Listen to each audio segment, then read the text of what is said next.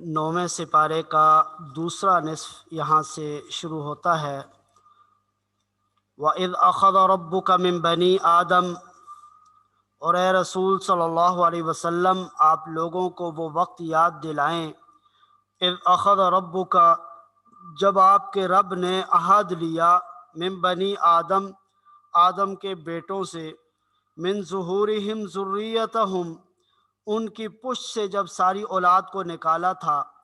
وَأَشْهَدَهُمْ عَلَىٰ أَنفُسِهِمْ اور ان کو خود اپنے اوپر گواہ بنایا تھا۔ کیا عہد لیا تھا؟ أَلَسْتُ بِرَبِّكُمْ،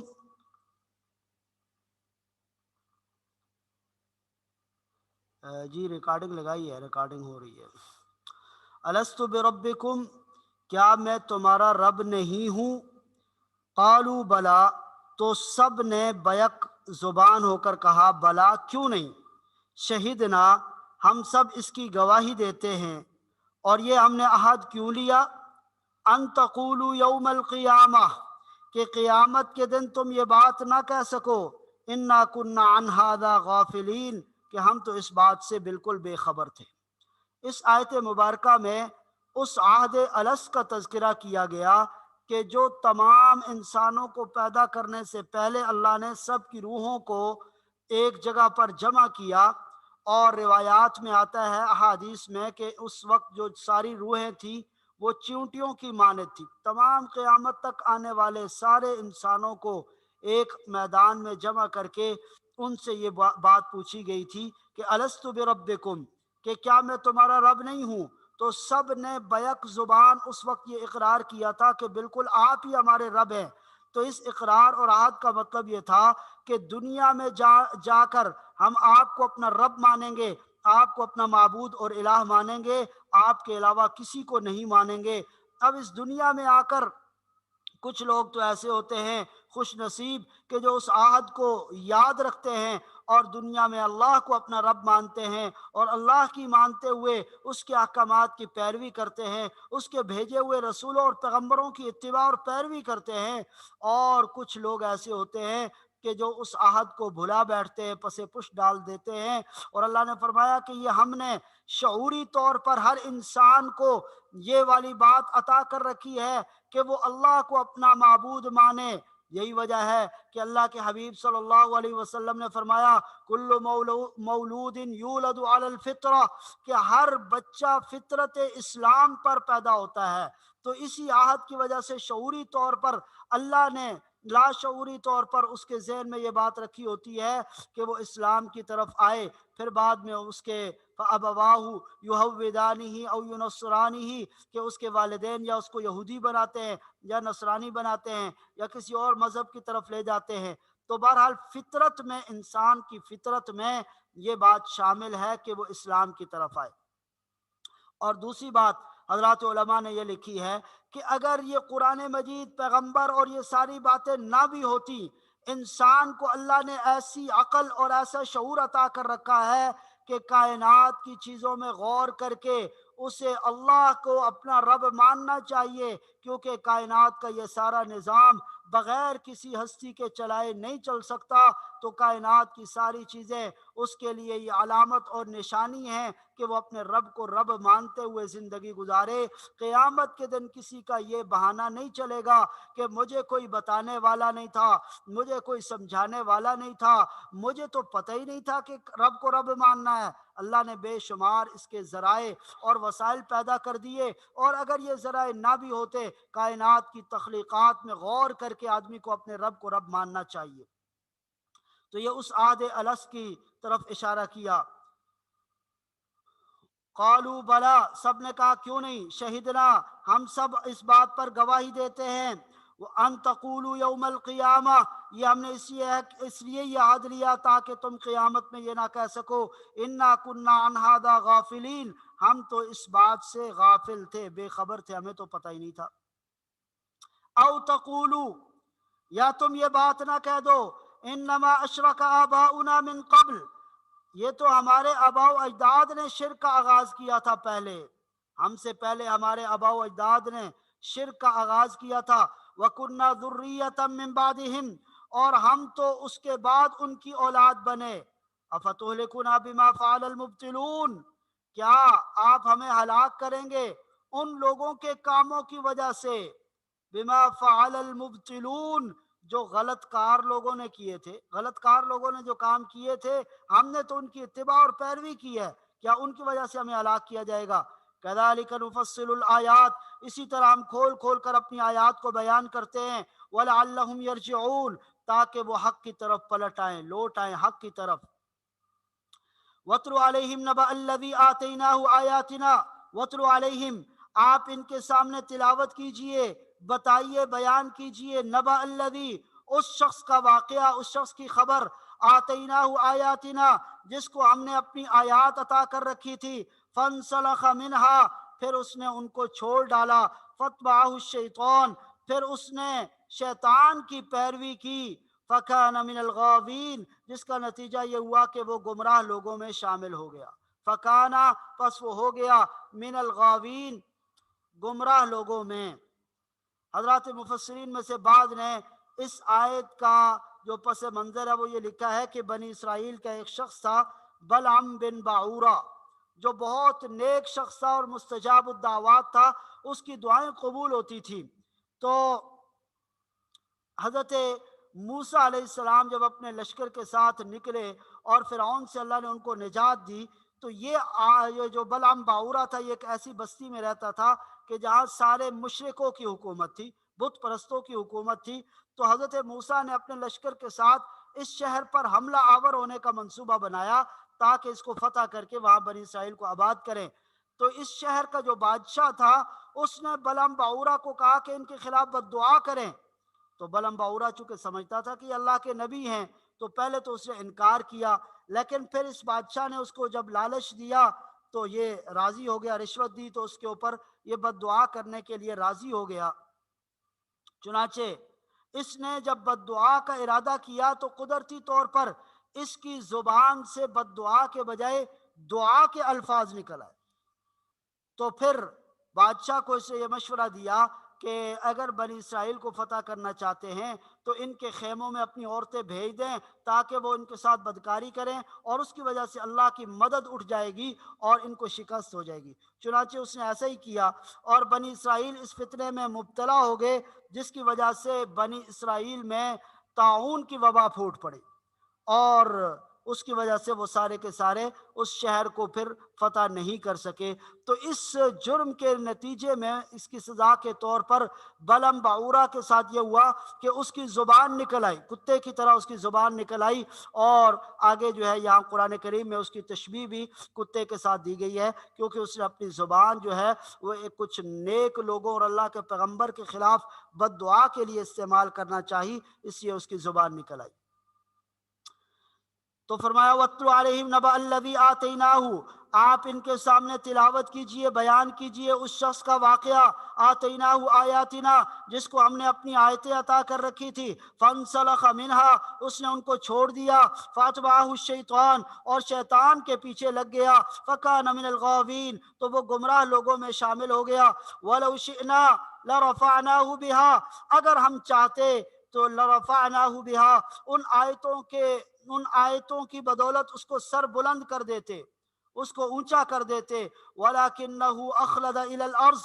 لیکن وہ تو زمین کی طرف جھک کر رہ گیا، یعنی ان آیتوں کی وجہ سے ہم نے اس کو عظیمت، فضیلت، بلند درجہ عطا کر رکھا تھا، لیکن اس نے دوبارہ زمین کی طرف جھکنا گوارا کیا، واتبع ہواہ، اور اپنی خواہشات کے پیچھے چلا، فمثلہ کمثل الکلب، تو اس کی مثال کتے کی سی ہو گئی، ان تحمل علیہ یلہث، اگر تم اس پر حملہ کرو تب بھی وہ زبان لٹکا کر ہانپے گا، ان تحمل علیہ، اگر تم اس کے اوپر کوئی بوجھ ڈالو، یعنی حملہ کرو یا بوجھ ڈالو، یلہث، تو زبان نکال کر ہانپے گا، او تترکہ، یا اسے اپنے حال پر چھوڑ دو، یلہث، پھر بھی وہ زبان نکال کر ہانکے گا۔ یعنی کتے کی مثال ایسی ہے کہ ہر وقت اس کی طرف ہڈی پھینکو پھر بھی وہ زبان نکال کر ہانکتا ہے، اس کو کوئی چیز مارنے کے لیے تم زور سے پھینکو تو وہ سمجھتا ہے کہ شاید یہ کوئی ہڈی وغیرہ آ گئی ہے، اس کی طرف بھی لپکتا ہے، زبان نکال کر ہانپتا ہے۔ تو یہ دنیاوی لالچ کی مثال دی گئی کہ یہ شخص ایسا ہے کہ اس کے فائدے کی چیز ہو اس کے اوپر بھی زبان نکالتا ہے، نقصان کی چیز ہو تب بھی زبان نکالتا ہے۔ تو یہ رشوت اس کے لیے نقصان دہ تھی، پھر بھی یہ زبان نکال کر ہانپنا شروع ہو گیا۔ ذالک مثل القوم الذین، یہ مثال ہے ان لوگوں کی، الذین کذبوا بآیاتنا، جنہوں نے ہماری آیات کو جھٹلایا، فاقصص القصص، لہذا تم ان کو یہ واقعات سناتے رہو، لعلہم یتفکرون، تاکہ یہ کچھ سوچیں۔ ساء مثل القوم الذین، بہت بری مثال ہے، ساء بری ہے، مثلا مثال، القوم الذین ان لوگوں کی، کذبوا بآیاتنا جنہوں نے ہماری آیات کو جھٹلایا، وَأَنفُسَهُمْ كَانُوا يَظْلِمُونَ اور وہ اپنی جانوں پر ظلم کرتے رہے۔ مَن يَهْدِ اللَّهُ فَهُوَ الْمُهْتَدِ، جسے اللہ ہدایت عطا کرے پس وہی ہدایت یافتہ ہوتا ہے، جس کو اللہ ہدایت دے وہی ہدایت کے راستے پر ہوتا ہے۔ وَمَن يُضْلِلْ اور جسے اللہ گمراہ کرے، فَأُولَٰئِكَ هُمُ الْخَاسِرُونَ تو پس یہ لوگ نقصان اٹھانے والے ہیں، نقصان اٹھاتے ہیں۔ وَلَقَدْ ذَرَأْنَا لِجَهَنَّمَ كَثِيرًا مِنَ الْجِنِّ وَالْإِنسِ اور ہم نے پیدا کیے بہت سارے انسان اور جنات جہنم کے لیے، یعنی ہم نے ان کو پیدا ہی جہنم کے لیے کیا۔ مطلب یہ ہے کہ ان کی حرکتوں سے اور ان کے اعمال سے یہ ثابت ہو گیا کہ ان کا ٹھکانہ جہنم ہوگا۔ یہ مطلب نہیں ہے کہ تقدیری طور پر لازمی طور پر انہوں نے جہنم میں جانا ہے۔ اس کی مثال ایسے ہی ہے جیسے کوئی آدمی استاد ہے، وہ اپنے شاگرد کے بارے میں کہتا ہے میں یہ لکھ کر دیتا ہوں کہ یہ فیل ہوگا، تو اس کا یہ مطلب ہرگز نہیں ہے کہ وہ استاد اس کو فیل کرے گا، بلکہ اس کی غفلت اور اس کی محنت نہ کرنے کی وجہ سے وہ ایک پیشن گوئی کرتا ہے کہ یہ فیل ہوگا تو وہ فیل ہو جاتا ہے۔ تو اسی طرح اللہ نے ہر انسان کو اختیار دے رکھا ہے کہ وہ نیک راستہ اختیار کرتا ہے یا برا راستہ اختیار کرتا ہے، تو وہ اپنے اختیار سے وہ راستہ چنتا ہے جو جہنم میں لے جانے والا ہے۔ وَلَقَدْ ذَرَأْنَا لِجَهَنَّمَ اور ہم نے پیدا کیا جہنم ہی کے لیے، کثیرا من الجن والانس انسانوں اور جنوں میں سے بہت سارے لوگوں کو، لہم قلوب ان کی خاصیت کیا ہے، لہم قلوب ان کے ایسے دل ہیں، لا یفقہون بہا جن کے ذریعے وہ سمجھتے نہیں، ولہم اعین اور ان کی ایسی آنکھیں ہیں، لا یبصرون بہا جن کے ذریعے وہ دیکھتے نہیں، ولہم آذان اور ان کے کان ہیں، ایسے کان، لا یسمعون بہا جن کے ذریعے وہ سنتے نہیں ہیں۔ یعنی دل بھی ہیں، آنکھیں بھی ہیں، کان بھی ہیں، اور دل کے اندر سمجھنے کی قوت اور طاقت بھی ہے، آنکھوں میں دیکھنے کی قوت اور طاقت بھی ہے، کانوں میں سننے کی قوت اور طاقت بھی ہے، لیکن اس طاقت کو وہ کام میں نہیں لاتے، اس کی وجہ سے حق کو وہ نہیں پہچانتے۔ لہذا اولئک کالانعام، ایسے لوگوں کے بارے میں فرمایا اولئک کالانعام، یہ لوگ تو چوپایوں کی طرح ہیں، جانوروں کی طرح ہیں۔ ارے ان کے پاس بھی سوچنے سمجھنے کی صلاحیت نہیں ہے، تو پھر ان میں اور ان چوپایوں اور جانوروں میں کیا فرق ہوگا؟ اولئک کالانعام، یہ تو جانوروں کی طرح ہیں، بل ہم اضل، بلکہ ان سے بھی زیادہ بھٹکے ہوئے ہیں۔ جانوروں کے پاس تو طاقت ہی نہیں ہے تو وہ اس کو استعمال میں نہیں لاتے، ان کے پاس یہ قوت اور طاقت ہونے کے باوجود اس کو استعمال میں نہیں لاتے، لہٰذا یہ ان سے بھی زیادہ بٹکے ہوئے ہیں۔ اولئک هم الغافلون، یہی لوگ ہیں جو غفلت میں پڑے ہوئے ہیں۔ وَلِلَّهِ الْأَسْمَاءُ الْحُسْنَى اور اللہ کے لیے بہت اچھے اچھے نام ہیں، فَادْعُوهُ بِهَا لہذا اس کو انہی ناموں سے پکارو جو اسماء حسنہ ہیں، یعنی اللہ کے نام، احادیث میں جو آتا ہے اللہ کے 99 نام ہیں، تو ان ناموں سے کہا گیا پکارو۔ اور مشرکین نے بعض نام اپنی طرف سے گڑھ رکھے تھے اور ان کا غلط مطلب لیتے تھے، فرمایا کہ ان کو نہ پکارو۔ وَذَرُوا الَّذِينَ اور ان لوگوں کو چھوڑ دو، یلحدون فی اسمائہ جو اس کے ناموں میں ٹیڑھا راستہ اختیار کرتے ہیں، اس کے ناموں میں ٹیڑھا راستہ اختیار کرتے ہیں، ان کے پیچھے نہ چلو۔ سیجزون ما کانوا یعملون جو کچھ وہ کر رہے ہیں ان کو ان کا بدلہ دیا جائے گا۔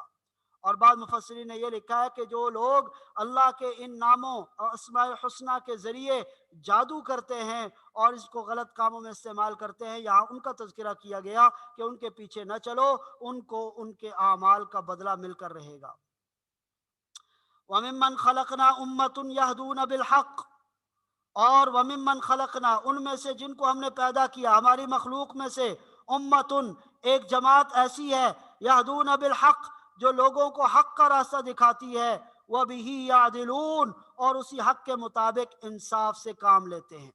تو ایک جماعت ایسی ہے جو حق کا راستہ دکھاتے ہیں اور انصاف سے کام لیتے ہیں، وہ تو بالکل برحق ہے، ان کے پیچھے چلنا چاہیے۔ لیکن والذین کذبوا بآیاتنا، وہ لوگ جو ہماری آیات کو جھٹلاتے ہیں، سنستدرجہم تو ہم ان کو دھیرے دھیرے پکڑ میں لیں گے، سنستدرجہم آہستہ آہستہ ہم ان کو پکڑ میں لیں گے، من حیث لا یعلمون ایسی جگہ سے پکڑا جائے گا کہ ان کو پتہ بھی نہیں چلے گا، وَأُمْلِي لَهُمْ اور میں ان کو ڈھیل دیتا ہوں، ان کیدی متین بے شک میری خفیہ تدبیر بڑی مضبوط ہے۔ تو ایسے لوگ جو کفر کے اندر ہیں اور پھر ان کے اوپر مختلف چیزیں ظاہر ہو جاتی ہیں جادو کے ذریعے یا کسی اور ذریعے، تو اس کو حضرات نے استدراج کہا ہے۔ استدراج خلاف عادت اگر کوئی چیز کسی ولی اللہ کے ہاتھ پر ظاہر ہوتی ہے تو اس کو تو کرامت کہا جاتا ہے، کرامات الاولیاء حق، اولیاء کی کرامات برحق ہے، لیکن جو نافرمان، جو اللہ کو نہ ماننے والے، اللہ کے منکر، اگر ان سے کوئی ایسا کرتب ظاہر ہو جائے تو اس کو شریعت کی اصطلاح میں استدراج کہا جاتا ہے، اور وہ اسی لفظ سے نکلا ہے سنستدرجہم، کہ اللہ ان کو دھیرے دھیرے پکڑ لے گا۔ ابھی تو یہ اپنا کرتب دکھا رہے ہیں لیکن ان قریب اللہ ان کو پکڑ لے گا۔ اولم یتفکروا ما بصاحبہم من جنہ، یہاں سے مشرکوں کا جو ایک نظریہ تھا نعوذ باللہ اللہ کے نبی صلی اللہ علیہ وسلم کے بارے میں، کہ کبھی وہ کہتے کہ یہ آپ نعوذ باللہ مجنون ہیں، کبھی کہتے کہ آپ جادوگر ہیں، کبھی کہتے کہ آپ شاعر ہیں، تو یہاں کہا گیا کہ آپ میں جنون کی کوئی علامت نہیں ہے، تمہاری عقلوں کے اوپر پردے پڑے ہوئے ہیں۔ اولم یتفکروا کیا انہوں نے نہیں سوچا، ما بصاحبہم من جنہ ان کے یہ صاحب، ان کو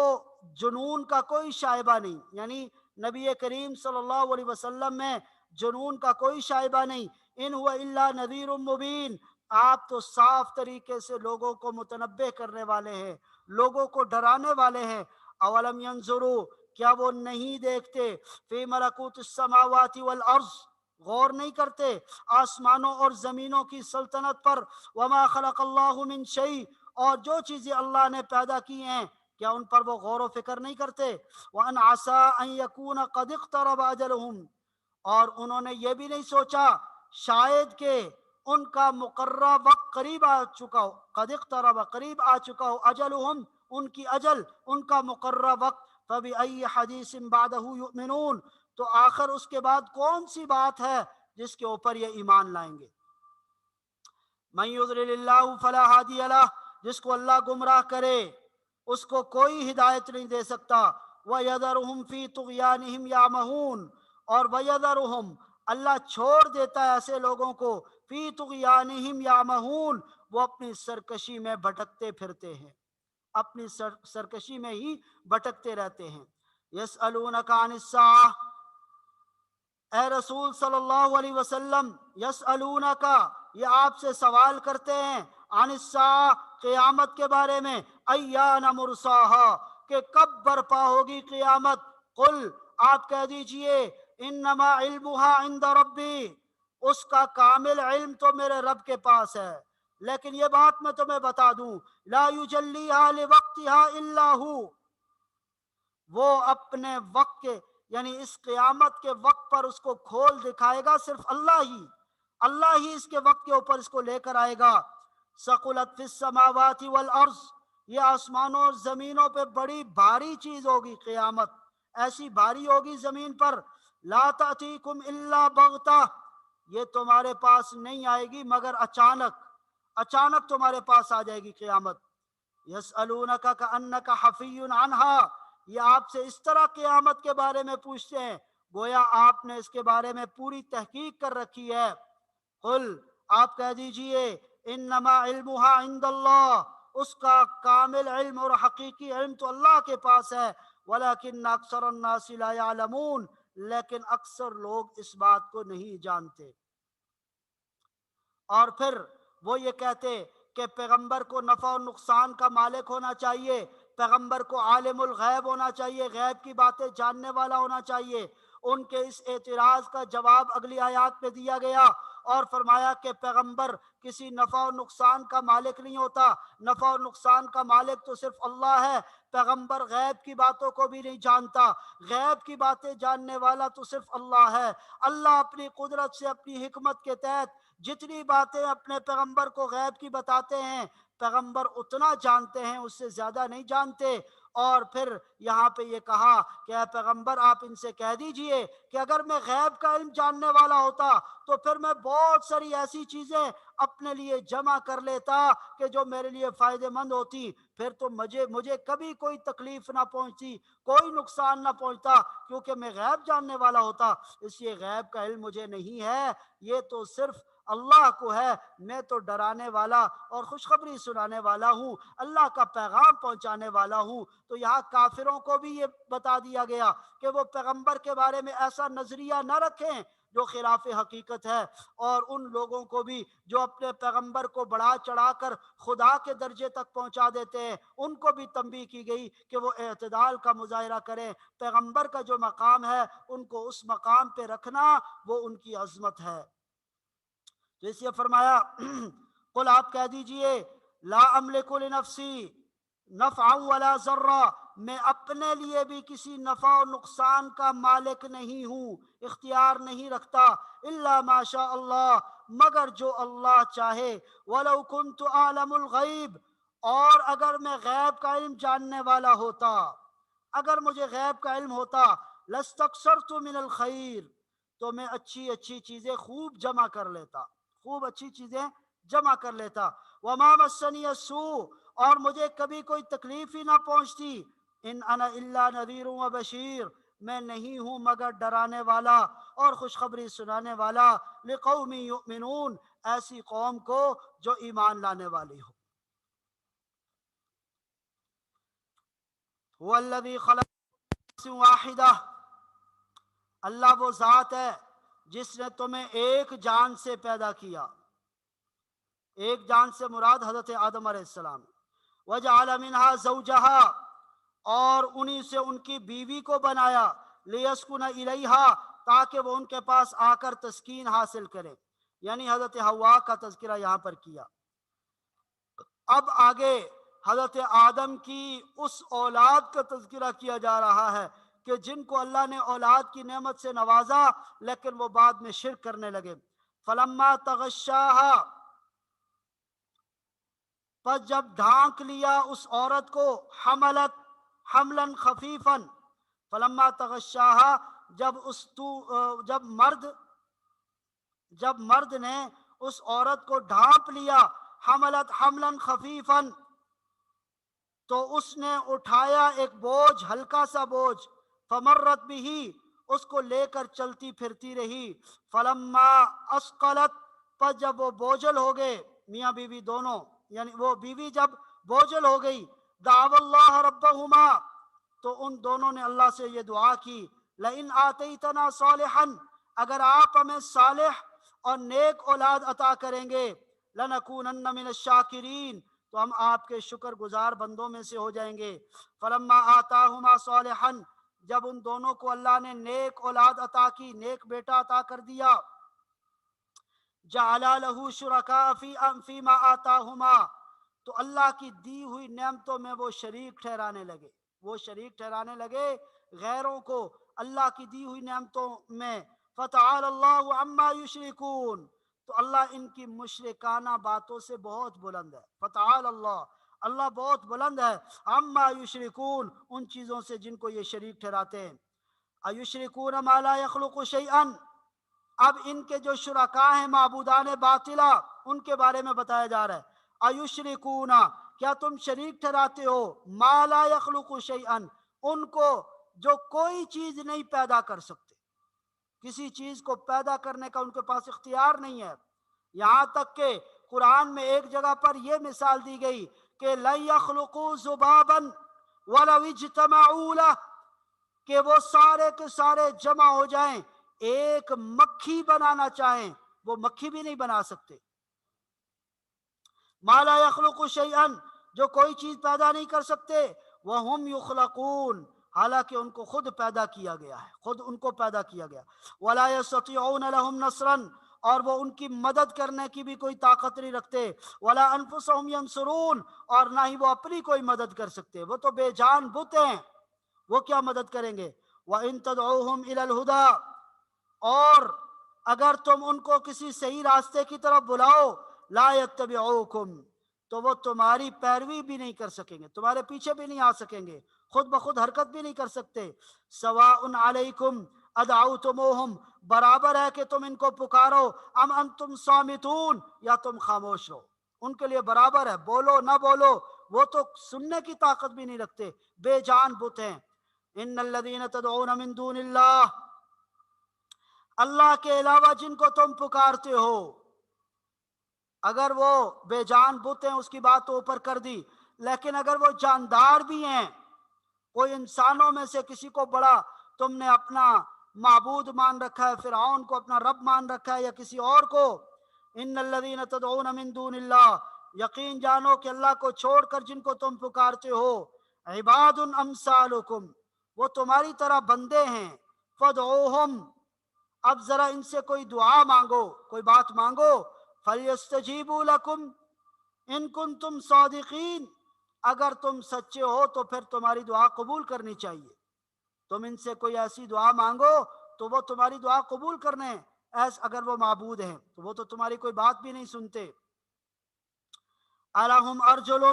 کیا بھلا ان کے کوئی پاؤں ہیں، یمشون بہا، جن کے ساتھ وہ چل سکیں، ام لہم ایدن، یا ان کے کوئی ہاتھ ہیں، یبتشون بہا، جس سے وہ پکڑیں، ام لہم آیون، یا ان کی آنکھیں ہیں، یبصرون بہا، جن کے ساتھ وہ دیکھیں،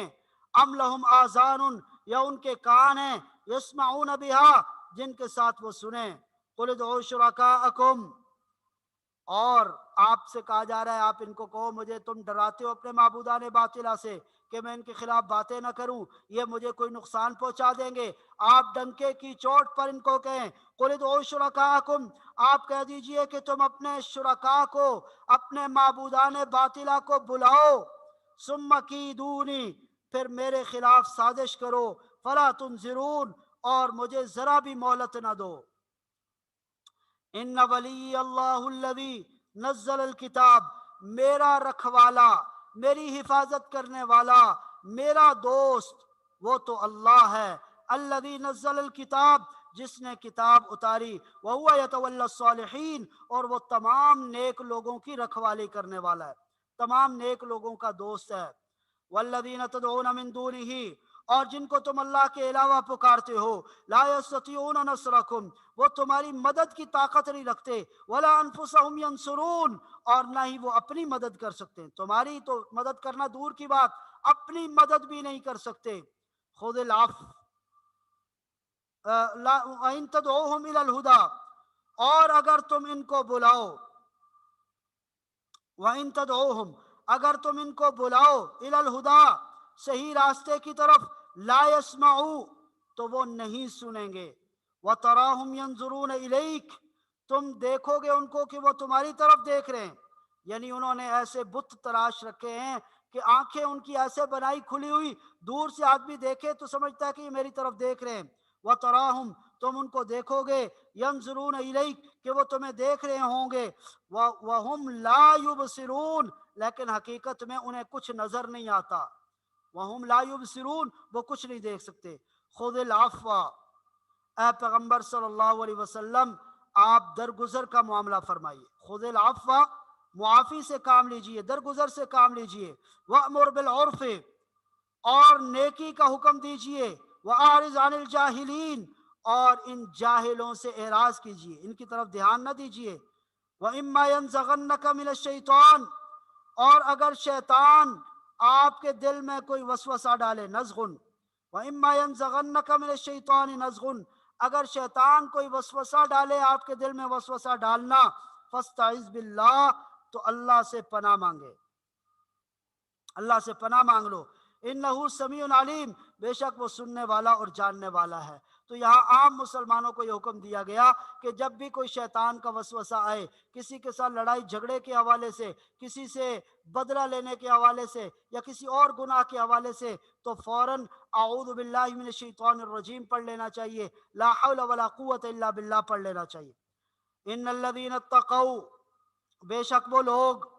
جنہوں نے تقوی اختیار کیا،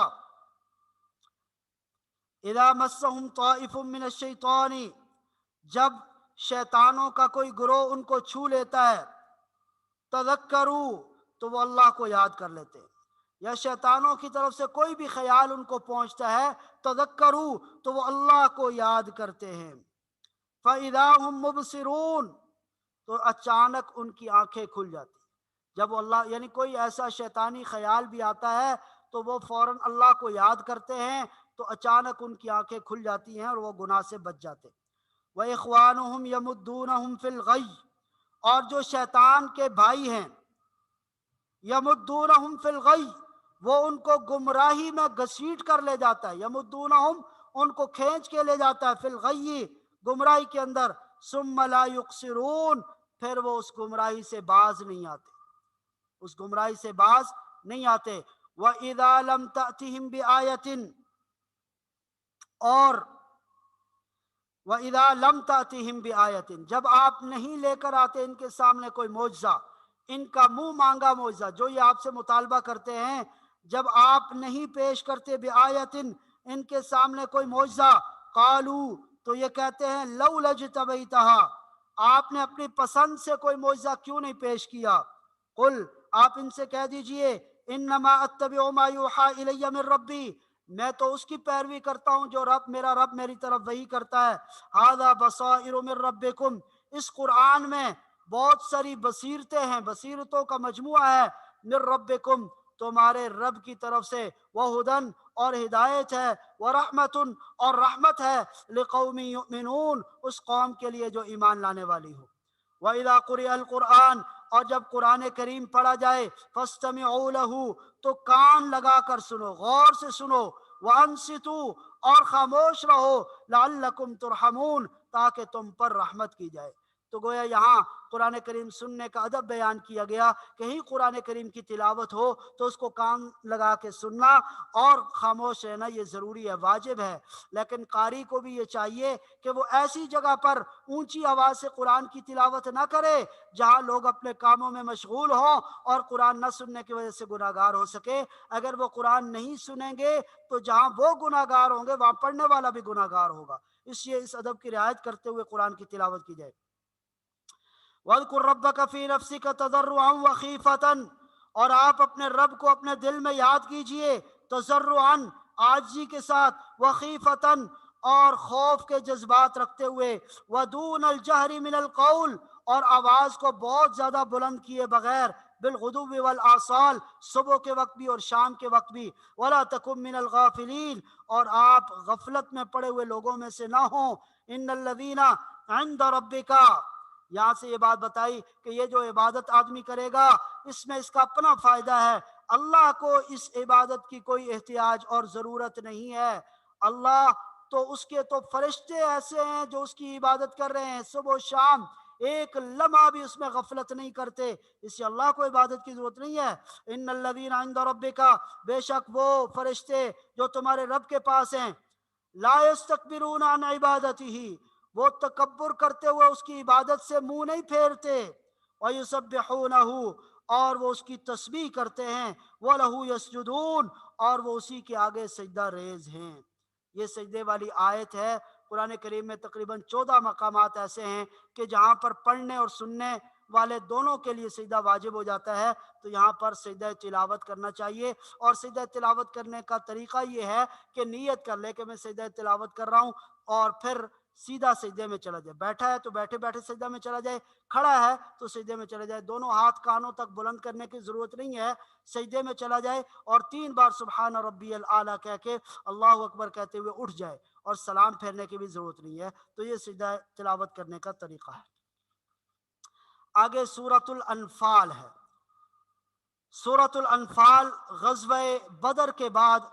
واقع ہوئی، نازل ہوئی ہے۔ غزوہ بدر جو اسلام کا سب سے پہلا معرکہ تھا، اللہ نے اس میں مسلمانوں کو فتح نصیب فرمائی، اگرچہ مسلمان تعداد کے اعتبار سے بہت کم تھے، صرف 313 مسلمان تھے، اور ان کے مقابلے میں ابو جہل کا پورا لشکر تھا۔ دراصل ہوا یہ کہ مسلمان ابو سفیان کے تجارتی قافلے کے اوپر حملہ آور ہونے کے لیے آئے تھے۔ اب ابو سفیان کو مخبری ہو گئی تو وہ اپنا قافلہ لے کر دوسری طرف سے نکل گیا اور ابو جہل کو پیغام پہنچایا کہ مسلمان ان پر حملہ آور ہونا چاہتے ہیں، لہذا بڑا لشکر لے کر آئے۔ تو ابو جہل بڑا لشکر پوری تیاری کے ساتھ لے کر آیا، 1000 جنگجوؤں سے، اور پھر اس میں جنگ کا اور لڑائی کا پورا ساز و سامان بھی تھا۔ جب مسلمان وہاں پہنچے تو ان کو پتا چلا ابو جہل کا لشکر آ رہا ہے، تو اب بعض مسلمانوں نے کہا کہ ہماری تیاری نہیں، ہمیں واپس جانا چاہیے، لیکن بعض نے بڑی پرجوش تقریریں کی، اور اللہ کے نبی صلی اللہ علیہ وسلم بھی یہ چاہتے تھے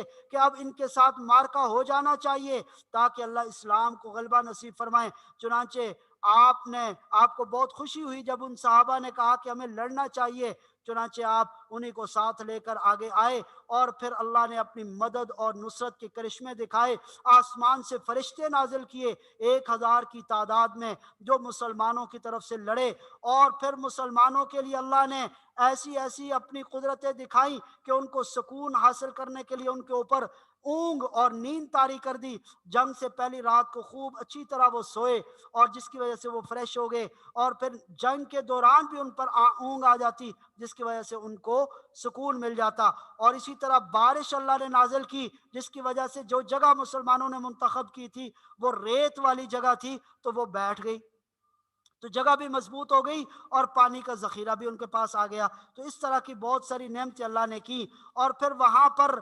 جو مال غنیمت کا معاملہ تھا اس کا بھی ذکر یہاں پر کر دیا، اور اس صورت میں آگے تفصیل کے ساتھ اس کا حکم بیان کیا کہ مال غنیمت کیسے تقسیم کرنا ہے۔ تو جب جنگ بدر میں مسلمانوں کو فتح ہوئی تو جو مجاہدین تھے وہ 3 گروہوں میں تقسیم ہو گئے۔ ان میں سے ایک گروہ وہ تھا جو اللہ کے نبی صلی اللہ علیہ وسلم کی حفاظت پر مامور تھا، اور ایک گروہ جو تھا وہ دشمن کا تعاقب کرنے کے لیے چلا گیا، اور تیسرا گروہ مال غنیمت جمع کرنے میں لگ گیا۔ اب یہ جو مال غنیمت جمع کرنے والے تھے انہوں نے یہ سمجھا کہ یہ مال ہم نے سمیٹا ہے لہذا ہمارا ہی ہوگا، چونکہ زمانہ جاہلیت میں اسی طرح ہوا کرتا تھا کہ جس کے ہاتھ میں جو آ جاتا تھا وہ اسی کا ہوا کرتا تھا۔ لیکن اسلام نے آ کر کہا کہ ایسا نہیں ہے، یہ جو مال غنیمت ہے اس پر اللہ اور اس کے رسول کا حق ہے، وہ جس طرح فیصلہ کریں گے اسی طرح اس کی تقسیم ہوگی۔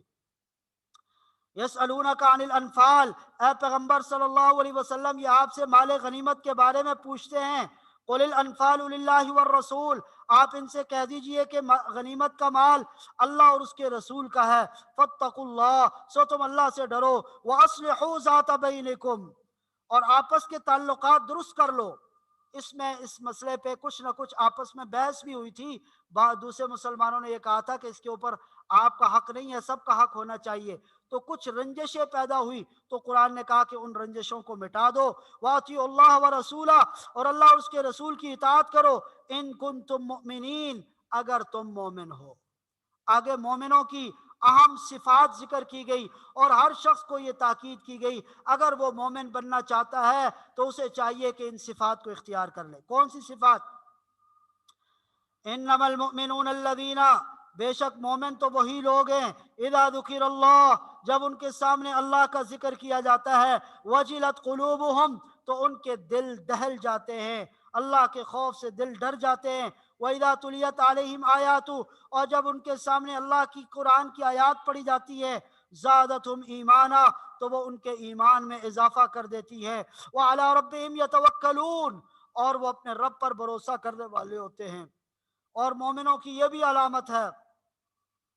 الذین یقیمون الصلاۃ، جو نماز قائم کرتے ہیں، ومما رزقناہم ينفقون، اور جو ہم نے رزق عطا کیا اس میں سے اللہ کے راستے میں خرچ کرتے ہیں، اولئک هم المؤمنون حقا، جن میں یہ علامات اور نشانیاں پائی جائیں، قرآن کہتا ہے یہی پکے ٹھکے مومن ہیں، یہی سچے مومن ہیں۔ اولئک هم المؤمنون حقا، حقیقت میں یہی مومن ہیں، لہم درجات عند ربہم، ان کے لیے ان کے رب کے پاس بڑے درجات ہیں، ومغفرۃ، اور بخشش اور مغفرت ہے، ورزق کریم، اور باعزت روزی ہے، باعزت رزق ہے۔ کما اخرجک ربک من بیتک بالحق، یہاں مسلمانوں کو یہ کہا جا رہا ہے کہ مال غنیمت کی تقسیم کا یہ معاملہ اگر ان مسلمانوں کے دلوں پر گراں گزر رہا ہے جنہوں نے مال غنیمت جمع کیے، تو ان کو یہ سمجھ لینا چاہیے کہ کبھی کبھار کوئی چیز آدمی کو وقتی طور پہ ناگوار گزرتی ہے، لیکن آگے اس کا اتنا فائدہ اس میں ہوتا ہے کہ وہ تمنا کرنے لگتا ہے کہ کاش میں اس وقت پریشان نہ ہوتا۔ جنگ بدر کی مثال دیکھ لیجئے کہ تم تو اپنے گھروں سے نکلنے کے لیے تیار نہیں تھے، جب لشکر ابو جہل کے لشکر کا تم نے سنا تو بہت ساروں کی رائے یہ تھی کہ اب ہمیں یہ جنگ نہیں کرنی چاہیے، تھوڑے سے مسلمان ہیں اور ہم جنگ میں جھونک دیں تو یہ درست نہیں ہے، لیکن اللہ نے اس کے ذریعے تمہیں فتح نصیب کی، تو اس وقت تمہاری کیا کیفیت تھی اور فتح کے وقت تمہاری کیا کیفیت ہوئی۔ تو اس لیے فرمایا کما اخرجک ربک،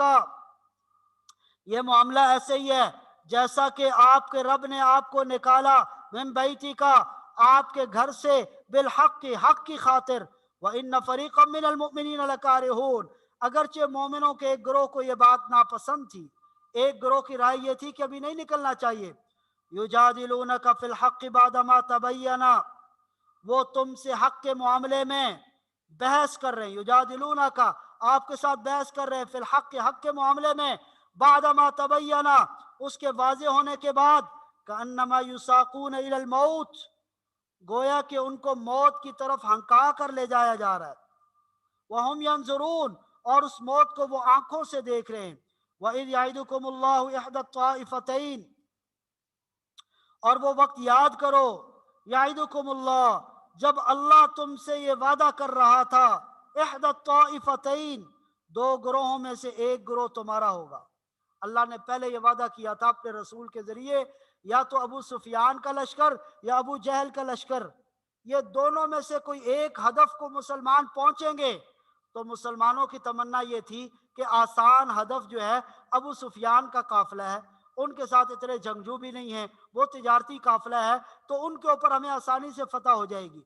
اور ابو جہل کے لشکر سے ہمارا مقابلہ نہ ہو، لیکن اللہ کو کچھ اور منظور تھا، اس لیے فرمایا وَإِذْ يَعِدُكُمُ اللَّهُ، وہ وقت یاد کرو جب اللہ نے تمہارے ساتھ یہ وعدہ کیا، احد الطائفتین، دو گروہوں میں سے ایک گروہ تمہارا ہوگا، انہا لکم، وہ تمہارا ضرور ہوگا، وَتُوَدُّونَ أَنَّ غَيْرَ ذَاتِ الشَّوْكَةِ تَكُونُ لَكُمْ، اور تمہاری یہ خواہش تھی، وَتُوَدُّونَ، تم یہ چاہتے تھے، أَنَّ غَيْرَ ذَاتِ الشَّوْكَةِ، جس گروہ میں خطرے کا کوئی کانٹا نہ ہو، شوکا کانٹے کو کہتے ہیں، ان غیر ذات الشوکا، کوئی کانٹے کے بغیر والا جو گروہ ہے، تکون لکم، وہ تمہارے لیے ہو، وہ تمہیں ملے، جہاں خطرہ زیادہ نہ ہو، لیکن اللہ کی پلاننگ کیا تھی، وَيُرِيدُ اللَّهُ، اللہ یہ چاہتا تھا، أَن يُحِقَّ الْحَقَّ بِكَلِمَاتِهِ، کہ وہ اپنے احکام کے ذریعے حق کو حق کر دکھائے، وَيَقْطَعَ دَابِرَ الْكَافِرِينَ، اور کافروں کی جڑ کاٹ ڈالے۔ اللہ کی پلاننگ اور منصوبہ تو یہ تھا، لِيُحِقَّ الْحَقَّ، تاکہ اللہ حق کو حق کر دے، وَيُبْطِلَ الْبَاطِلَ، اور باطل کو باطل کرنا ثابت کر دے، وَلَوْ كَرِهَ الْمُجْرِمُونَ، اگرچہ مجرموں کو یہ بات ناگوار ہو، لیکن اللہ نے ایسا کرنا تھا تو اللہ نے کر دکھایا۔ اِذْ تَسْتَغِيثُونَ رَبَّكُمْ، وہ وقت یاد کرو کہ جب تم اپنے رب سے فریاد کر رہے تھے، فَاسْتَجَابَ لَكُمْ، تو اس نے تمہاری فریاد کا جواب دیا، کس بات سے، اَنِّي مُمِدُّكُمْ بِأَلْفٍ مِّنَ الْمَلَائِكَةِ، کہ میں تمہاری مدد کے لیے 1000 فرشتے بھیجنے والا ہوں، مردفین، جو لگاتار آئیں گے، 1000 فرشتوں کا لشکر تمہاری مدد کے لیے بھیجنے والا ہوں جو لگاتار آئیں گے۔ وَمَا جَعَلَهُ اللَّهُ، اور یہ وعدہ اللہ نے نہیں کیا، الا مگر، بشرا، صرف اس لیے کیا تاکہ تمہارے لیے خوشخبری بن جائے، وَلِتَطْمَئِنَّ بِهِ قُلُوبُكُمْ، اور اس کے ذریعے تمہارے دل مطمئن ہو جائے، وَمَا النَّصْرُ إِلَّا مِنْ عِنْدِ اللَّهِ، اور مدد تو نہیں آتی مگر صرف اللہ کی طرف سے، ان اللہ عزیز الحکیم، اللہ ہی اقتدار کا مالک ہے اور حکمت کا مالک ہے۔ یہاں سے آگے اسی نیند اور اونگ کا تذکرہ کیا گیا جو مسلمانوں کے لشکر پر ان کے سکون پہنچانے کے لیے نازل کیا گیا۔ وَإِذْ يُغَشِّيكُمُ النُّعَاسَ، اور وہ وقت یاد کرو جب تم پر اونگ طاری کر دی گئی، غنودگی طاری کر دی گئی، امنتم من ہو، اس لشکر سے امن کے لیے یا اس گھبراہٹ سے محفوظ بنانے کے لیے۔ ظاہر ہے کہ اپنے سے کئی گنا زیادہ لشکر اور ساز و سامان، تو ایک گھبراہٹ ہونا فطرتی امر تھا، اس کو دور کرنے کے لیے اللہ نے نیند طاری کر دی۔ وَيُنَزِّلُ عَلَيْكُم مِّنَ السَّمَاءِ مَاءً، اور تمہارے اوپر اللہ نے آسمان سے پانی نازل کیا، یعنی بارش ہوئی، اور اس بارش کا کیا فائدہ تھا؟ لِيُطَهِّرَكُم بِهِ، تاکہ اس کے ذریعے اللہ تمہیں پاک کر دے، وَيُذْهِبَ عَنكُم رِجْزَ الشَّيْطَانِ، اور تم سے شیطان کی گندگی دور کر دے۔ شیطان کی گندگی سے مراد یہاں وہ وسوسے ہیں جو شیطان کی وجہ سے مسلمانوں کے دلوں میں ڈالے جا رہے۔ وَلِيَرْبِطَ عَلَىٰ قُلُوبِكُمْ، اور تاکہ اللہ تمہارے دلوں کو مضبوط بنا دے، تمہارے دلوں کی ڈھارس بندھا دے۔ وَيُثَبِّتَ بِهِ الْأَقْدَامَ، اور تمہیں ثابت قدم بنا دے، تمہارے قدموں کو جما دے۔ اِذْ يُوحِي رَبُّكَ إِلَى الْمَلَائِكَةِ، اور وہ وقت بھی یاد کرو، اِذْ یوحی ربک، جب تمہارا رب وحی کر رہا تھا، حکم دے رہا تھا تمہارا رب وحی کے ذریعے، الی الملائکہ، فرشتوں کے ذریعے وہ حکم دے رہا تھا، انی معکم، کہ میں تمہارے ساتھ۔ اذ یوحی، جب وحی کر رہا تھا تو ربک، تمہارا رب، الی الملائکہ، فرشتوں کی طرف، انی معکم، کہ میں بھی تمہارے ساتھ ہوں۔ اللہ خود فرما رہے، فرشتے تو میں نے بھیج دیے، اب اللہ بذات خود فرما رہے کہ میں خود تمہارے ساتھ ہوں۔ فَثَبِّتُوا الَّذِينَ آمَنُوا، تو مومنو، فَثَبِّتُوا الَّذِينَ آمَنُوا، تم ایمان والوں کے قدم جماؤ۔ فرشتوں کو یہ حکم دیا، فَثَبِّتُوا، تم قدم جماؤ، الَّذِينَ آمَنُوا، ان لوگوں کے جو ایمان لائے ہیں۔ سَأُلْقِي فِي قُلُوبِ الَّذِينَ كَفَرُوا الرُّعْبَ، میں کافروں کے دل میں روب ڈال دوں گا۔ سألقی، میں ڈال دوں گا، فی قلوب الذین کفروا، ان لوگوں کے دلوں میں جنہوں نے کفر کیا، کیا ڈال دوں گا؟ الروب، مسلمانوں کا روب۔ تو اب وہ جب انہوں نے، کافروں نے دیکھا تو مسلمانوں کا لشکر ان کو اپنے سے کئی گنا زیادہ لگا، تو ان کے دلوں میں روب پڑ گیا۔ فضربوا، مسلمانوں کو حکم دیا گیا، فضربوا فوق الاعناق، اب تم ان کی گردنوں کے اوپر وار کرو۔ وَضْرِبُوا مِنْهُمْ كُلَّ بَنَانٍ، اور ان کی انگلیوں کے ہر جوڑ پر ضرب لگاؤ، نشانے باندھ باندھ کر ان کو مارو۔ ذَلِكَ بِأَنَّهُمْ شَاقُوا اللَّهَ وَرَسُولَهُ، یہ اس لیے کہ انہوں نے اللہ اور اس کے رسول کی دشمنی مول لی۔ ارے اللہ اور اس کے رسول کی دشمنی مول لینا کوئی آسان کام تو نہیں ہے۔ وَمَن يُشَاقِقِ اللَّهَ وَرَسُولَهُ، جو اللہ اور اس کے رسول کی دشمنی مول لیتا ہے، فَإِنَّ اللَّهَ شَدِيدُ الْعِقَابِ، تو اللہ ان کو بہت سخت سزا دینے والا ہے۔ اللہ کا عذاب بڑا سخت ہے، دنیا میں تو یہ عذاب ہے ہی ہے، آخرت میں بھی ان کو سزا ملے گی۔ ذالکم، یہ سب کچھ اس لیے ہے، فذوقوہ، کہ تم چکھ لو، اب دنیا میں یہ چکھ لو عذاب۔ وَأَنَّ لِلْكَافِرِينَ عَذَابَ النَّارِ، اور کافروں کے لیے جہنم کا عذاب بھی ہے۔ یا ایھا الذین آمنوا، اس سورہ مبارکہ میں کثرت کے ساتھ یا ایھا الذین آمنوا کا خطاب ہے، تقریباً 6 مقامات پر یا ایھا الذین آمنوا کا لفظ آیا ہے، اور ہر جگہ پر اہم ہدایت دی گئی ہے یا ایھا الذین آمنوا کے بعد۔ تو یہاں سب سے پہلی ہدایت یہ دی گئی کہ دشمن کے مقابلے میں ثابت قدم رہنا ہے اور پیٹھ پھیر کر نہیں بھاگنا۔ یا ایھا الذین آمنوا، اے ایمان والو، اذا لقیتم الذین کفروا زحفا، جب تمہارا آمنا سامنا ہو کافروں سے، زحفاً، جب کہ وہ چڑھائی کر کے تمہارے اوپر آ رہے ہوں، فلا تولوہم الادبار، تو ان کو پیٹھ مت دکھاؤ، پیٹھ پھیر کر مت بھاگو۔ ومن یولہم یومئذ دبرہ، اور جو اس دن پیٹھ پھیر کر بھاگے گا، فقد با، آگے جو ہے جو لفظ ہے فقد باء بغضب من اللہ، تو اس پر اللہ کا غضب نازل ہوگا۔ ومأواہ جہنم، اور اس کا ٹھکانہ جہنم ہوگا۔ وبئس المصیر، وہ بہت برا ٹھکانہ ہے۔ الا متحرفا لقتال، یہ 2 استثناء کر دیے کہ 2 صورتوں میں پیٹھ پھیر کر جانا جائز ہے۔ ومن یولہم یومئذ دبرہ، جو اس دن اپنی پیٹھ پھیر کر بھاگے گا، इल्ला मुतहर्रिफन लिक़िताल, या किसी जंगी चाल की वजह से ऐसे कर रहा हो, यानी वक्ती तौर पर पीछे हटे और पीछे से अपने साथियों के साथ मिलकर मजबूत हमला करे, अगर कोई जंगी चाल है उसकी वजह से पीछे हटने की इजाजत है। औ मुतहय्यिज़न इला फ़ियतिन, या अपने किसी जमात के साथ मिलना चाहता हो, बहुत आगे लड़ते हुए आगे निकल गया, अब पीछे हटकर अपनी जमात के साथ जंगजुओं के साथ मिलना चाहता है ताकि उनके साथ मिलके लड़ाई करे, तो ये दो सूरतें तो जायज़ हैं। लेकिन इसके अलावा अगर किसी ने पीठ दिखाई, फ़क़द बाअ बिग़ज़बिन मिनल्लाह, तो वो अल्लाह की तरफ गज़ब लेकर लौटेगा। व मअवाहु जहन्नम, उसका ठिकाना जो है जहन्नुम है। व बिअसल मसीर, और वो बहुत बुरा ठिकाना है। और यहाँ एक वाक़या ये पेश आया कि अल्लाह के नबी सल्लल्लाहु अलैहि वसल्लम ने अपनी मुट्ठी में रेत और कंकरियां लेकर दुश्मन के लश्कर की तरफ उछाली। अल्लाह ने वो रेत ऐसे उनके लश्कर में हर एक तक पहुंचा दी कि सबकी आंखों में पड़ गई, जिसकी वजह से उनका लश्कर तितर बितर हो गया और उसके अंदर जो है वो खलबली मच गई। तो अल्लाह ने यहाँ फरमाया कि अल्लाह ने अपनी कुदरत से ये सारा कुछ करके दिखाया। फलम तख्तुलूहुम,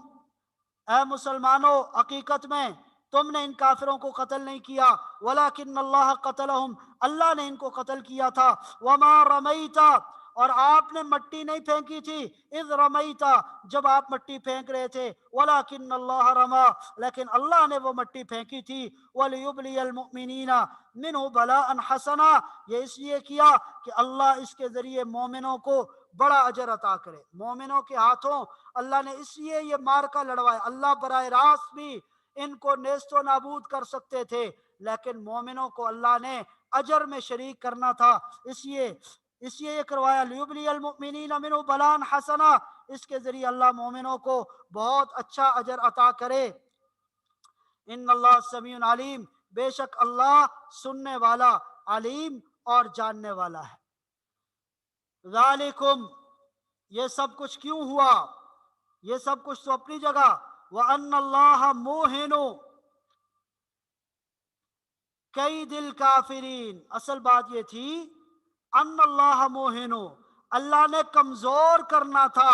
कई दिल काफिरीन, काफिरों की साजिशों को।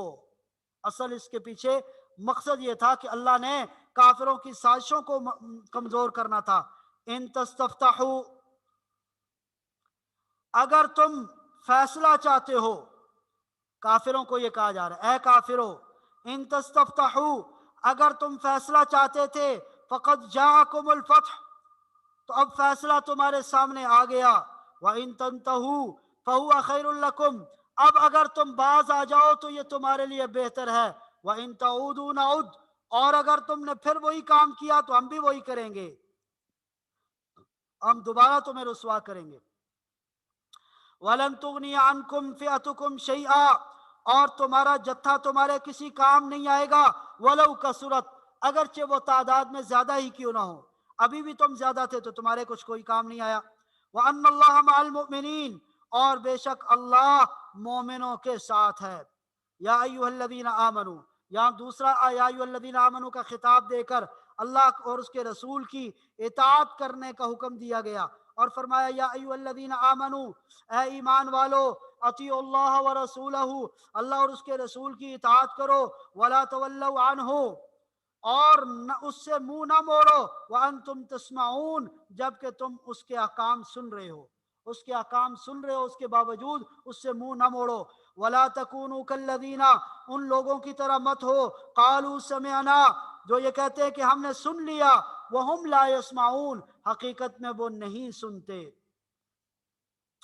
इन्न शर्रद दवाब इंदल्लाह सुम्मुल बुकमुल लज़ीना ला याक़िलून, यकीन रखो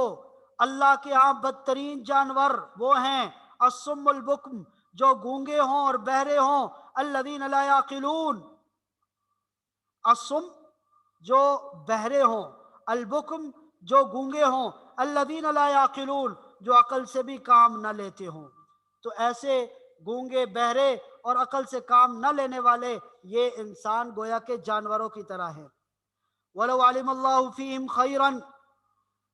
अगर अल्लाह को इनके अंदर कोई भी भलाई नजर आती, ला अस्माहुम, तो इनको सुनने की तौफीक दे देता। वलो अस्माहुम, اور اگر ان کو سننے کی توفیق دے دیتا لَتَوَلَّوْا وَهُمْ مُعْرِضُونَ، تو پھر بھی وہ منہ موڑ کر بھاگ جائیں گے۔ یہ ایسے بدبخت ہیں کہ پھر بھی اللہ کی بات کو نہیں سنیں گے۔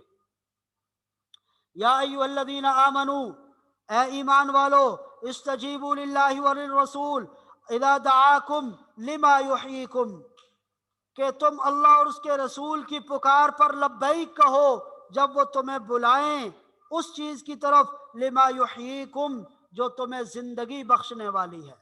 تو یہاں جہاد کے بارے میں کہا کہ یہ جہاد اللہ کی ایسی نعمت ہے، تم اس کے اندر موت کو دیکھتے ہو، حالانکہ یہ تمہیں زندگی بخشنے والی ہے اور مسلمانوں کو فتح نصیب کر کے پوری دنیا کے اوپر زندہ کرنا چاہتی ہے۔ اور اگر یہاں شہادت ہو گئی تو جو آخرت کی ہمیشہ ہمیشہ کی ابدی زندگی ہے اس میں تمہارا کام بن جائے گا۔ اس لیے فرمایا یا ایھا الذین آمنو، اے ایمان والو، استجیبو، قبول کرو، للہ وللرسول، اللہ اور اس کے رسول کی بات پکار، اذا دعاکم جب وہ تمہیں بلائیں، لما یحییکم اس چیز کی طرف جس میں تمہاری زندگی ہے، وَاعْلَمُوا اور خوب اچھی طرح جان لو، ان اللہ یحول بین المرء وقلبی،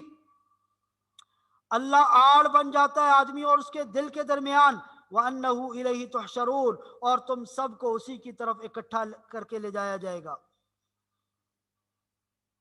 یعنی آڑ بن جانے کا مطلب یہ ہے کہ جس آدمی کے دل میں حق کی سچی طلب ہو تو اس کے دل میں کبھی گناہ کا تقاضا پیدا نہیں ہوتا، گناہ کرنا بھی چاہے تو اللہ آڑ بن جاتا ہے، اللہ اس کو گناہوں کی طرف نہیں لے کے جاتا۔ وَاتَّقُوا فِتْنَةً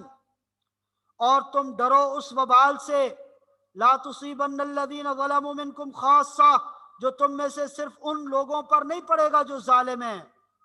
یہاں سے یہ بات بتائی جا رہی ہے کہ اگر دوسروں کو منع نہیں کرو گے برائی سے تو اگر اللہ کا عذاب آ گیا تو صرف ظالموں پر نہیں آئے گا، وہ سب کے اوپر آئے گا۔ وَاعْلَمُوا اور خوب اچھی طرح جان لو، ان اللہ شدید العقاب اللہ تعالیٰ بڑا سخت عذاب دینے والا ہے۔ وَاذْكُرُوا اور وہ وقت یاد کرو، اذ انتم قلیل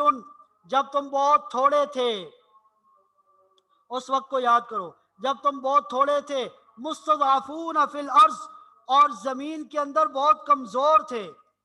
تخافون اور تم ڈرتے تھے، ان یتخطفکم الناس کہ تمہیں لوگ اچک کر لے جائیں گے، فآواکم تو میں نے تمہیں ٹھکانہ دیا، وَأَيَّدَكُمْ بِنَصْرِهِ اور تمہاری تائید کی اپنی مدد کے ذریعے، وَرَزَقَكُمْ اور تمہیں رزق دیا، من الطیبات پاکیزہ چیزوں میں سے، لعلکم تشکرون تاکہ تم شکر کرو۔ تو یہ مسلمانوں کی جو مکی زندگی تھی اس کا ذکر کیا کہ مکہ کے اندر کیسے تھے اور پھر اللہ نے مدینہ منورہ میں کیسے ان کے لیے آسانیاں پیدا کر دی۔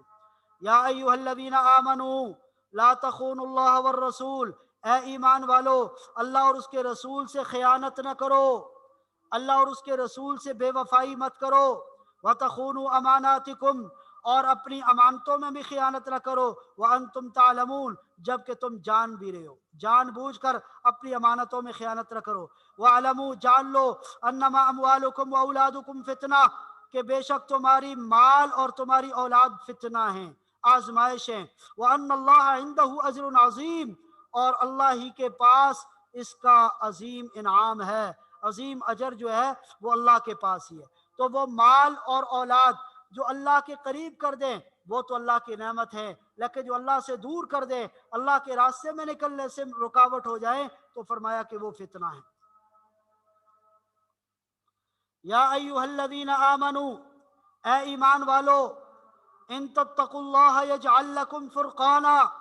اگر تم اللہ سے ڈرو گے تو وہ تمہیں حق اور باطل کے درمیان فرق کرنے والی نظر عطا کرے گا۔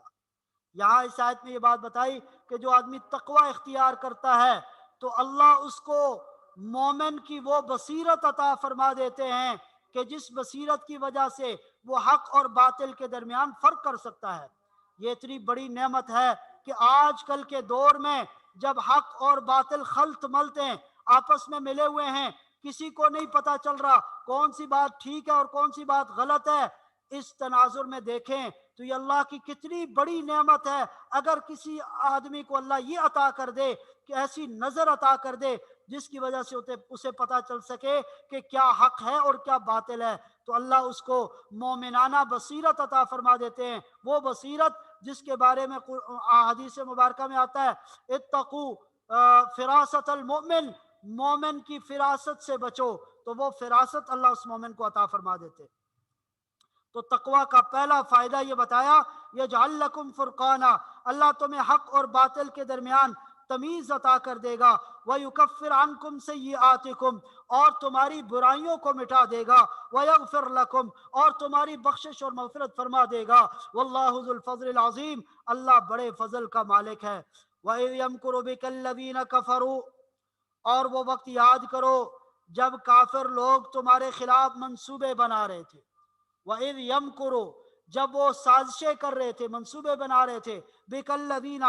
آپ کے خلاف، کون لوگ؟ وہ لوگ کفروا، جنہوں نے کفر کیا، لِيُثْبِتُوكَ، تاکہ وہ تمہیں گرفتار کر لیں۔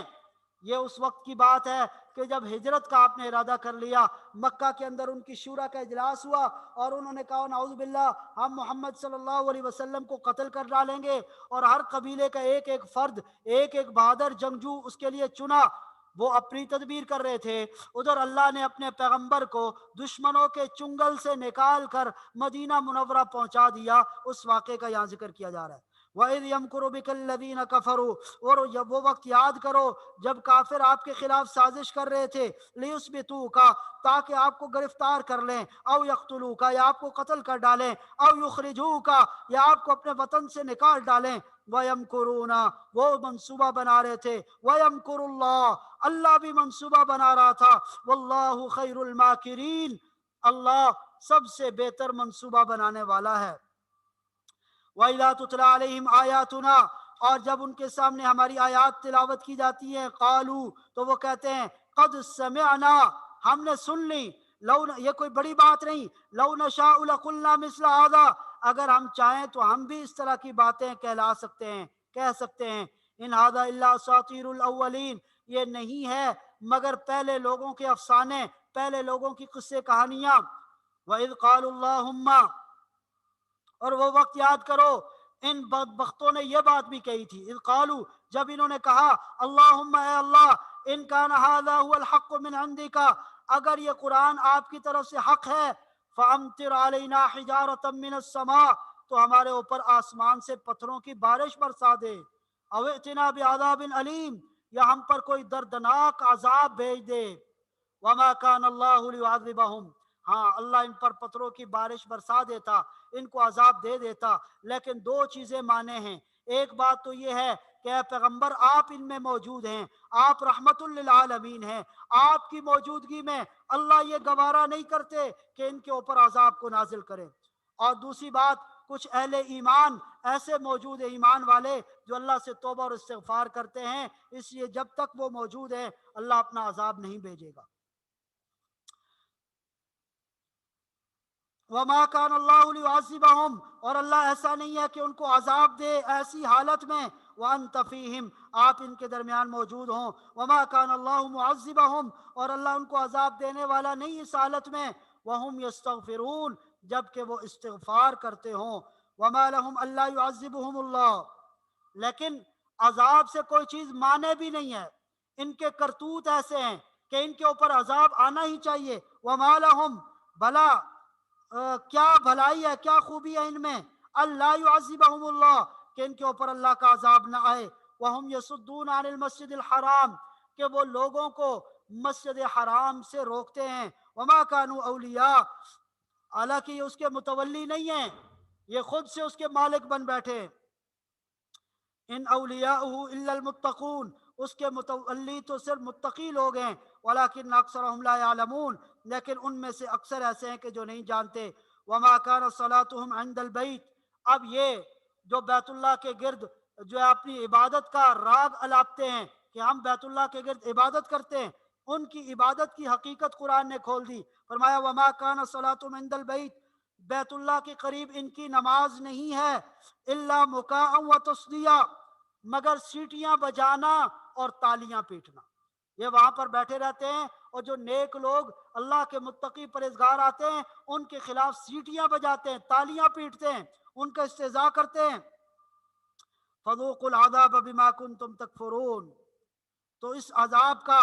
جو تم نے کفر کیا اس کی وجہ سے اس عذاب کا مزہ چکھو، یعنی عذاب کا مزہ ان کو مل کر رہے گا۔ ان الذین کفروا، بے شک وہ لوگ جنہوں نے کفر کیا، ینفقون اموالہم، یہاں ان لوگوں کا تذکرہ کیا کہ جب ابو جہل نے مکہ کے لوگوں سے چندہ اکٹھا کیا کہ ہم مسلمانوں کے خلاف لڑیں گے، تو انہوں نے بہت سارا چندہ دیا، لیکن وہ چندہ ان کے کوئی فائدہ نہیں آیا، آخر ان کو شکست ہوئی۔ تو قرآن نے یہ کہا کہ اس کے اوپر تمہیں حسرت اور افسوس ہوگا جو تم اللہ کے راستے سے لوگوں کو روکنے کے لیے اپنا مال خرچ کر رہے ہو۔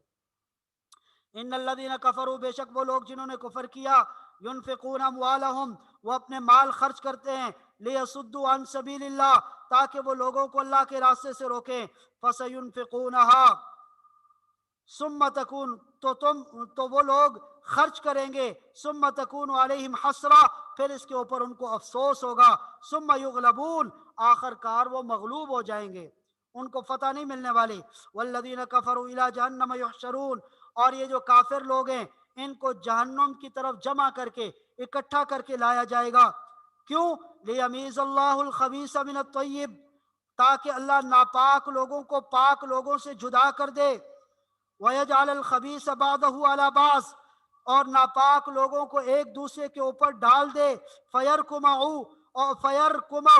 اور پھر ان سب کا ڈھیر بنا لے، جمیعاً سب کے سب کا، فَيَجْعَلَهُ فِي جَهَنَّمَ، اور پھر ان سب کو جہنم میں ڈال دے، اولئک هم الخاسرون، یہی لوگ خسارہ پانے والوں میں سے، یعنی ان سارے کافروں کو جمع کر کے ایک